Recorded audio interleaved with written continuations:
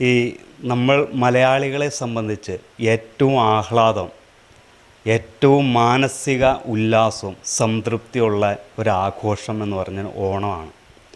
ഓണത്തെ സംബന്ധിച്ച് ഏത് കാണം വിറ്റും ഓണം ഉണ്ണെന്നാണ്. അതായത് എത്രയൊക്കെ പട്ടിണിയാണെങ്കിലും കാണം പൊന്ന് വിറ്റ്, അതുപോലെ ഒരു ഓണം വരാൻ ഒരു മൂലം വേണമെന്നാണ് പറയുക. അതായത് ലോകത്ത് എവിടെയൊക്കെ മലയാളികളുണ്ടോ അവിടെയെല്ലാം ഓണം വന്നെത്തും. ഒരു വേള എനിക്ക് തോന്നുന്നു ഈ നമ്മുടെ ഈ സമൂഹത്തിൽ ലോകത്ത് തന്നെ തോൽക്കുന്നവർ ജയിക്കുന്ന ഒരേ ഒരു ആഘോഷമുള്ള കളി കൂടിയാണ് ഓണം.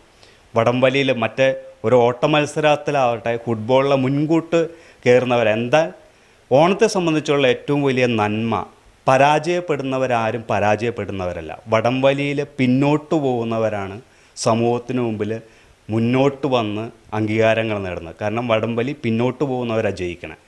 അത്തരത്തിൽ സമൂഹത്തിൽ, മീഡിയയിൽ ഈ ഓണാഘോഷം പലരും പല രീതിയിൽ ആഘോഷിക്കുന്നുണ്ട്. നമുക്കറിയാം, സത്യം മാത്രമേ പറയാവൂ, സത്യം മുഴുവൻ പറയണമെന്നില്ല എന്ന് ജേർണലിസത്തിൻ്റെ ഒരു 6ാം പ്രമാണം. അതായത് താല്പര്യങ്ങൾക്കനുസരിച്ചാണ് ഇന്ന് പല മലയാളികളുടെയും സത്യങ്ങൾ. ആ സത്യങ്ങൾ ഇപ്പോൾ ഒരു പത്രമാവട്ടെ, ഒരു 10 പത്രങ്ങൾ എടുത്താൽ ഒരു വാർത്ത തന്നെ പല രീതിയിൽ പല താല്പര്യങ്ങളനുസരിച്ച്, അതുപോലെ ചാനലുകൾ അവരുടെ താല്പര്യങ്ങനുസരിച്ച് മിക്കവാറും ആ വാർത്ത ക്രിയേറ്റ് ചെയ്യണം.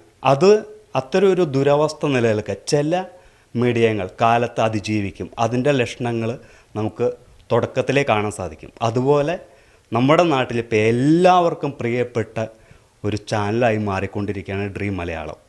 ഈ ഓണത്തിനെ സംബന്ധിച്ച്, അല്ലെങ്കിൽ ഓണം എന്ന ഐതിഹ്യത്തെ സംബന്ധിച്ച്, വിശ്വാസത്തെ സംബന്ധിച്ച് വെറുതെ ഒരു വാർത്തയോ അല്ലെങ്കിൽ വെറുതെ ഒരു വാർത്തയ്ക്ക് വേണ്ടി വാർത്ത ഉണ്ടാക്കുന്നവരല്ല. അതുപോലെ അപൂർവം വരെയാണ് കാണാൻ സാധിക്കുകയുള്ളൂ. ഡ്രീം മലയാളം എന്ന ചാനലിനെ സംബന്ധിച്ചിടത്തോളം ഒരു വാർത്ത ചെയ്ത് അതിൻ്റെ വിശ്വാസ്യതയുണ്ട്, അതിൻ്റെ സത്യസന്ധതയുണ്ട്.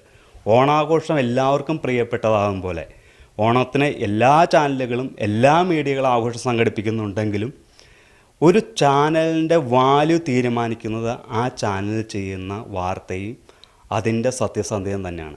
ഈ ഓണത്തിനെന്നല്ല, എല്ലാ ഓണക്കാലത്തും എല്ലാവരുടെയും മനസ്സിൽ പ്രിയപ്പെട്ട ഒരു മാധ്യമമായി മാറാൻ വളരെയധികം മുന്നോട്ട് കൊതിക്കുന്ന ഡ്രീം മലയാളത്തിന് സാധിച്ചുകൊണ്ടിരിക്കുന്നുണ്ട്.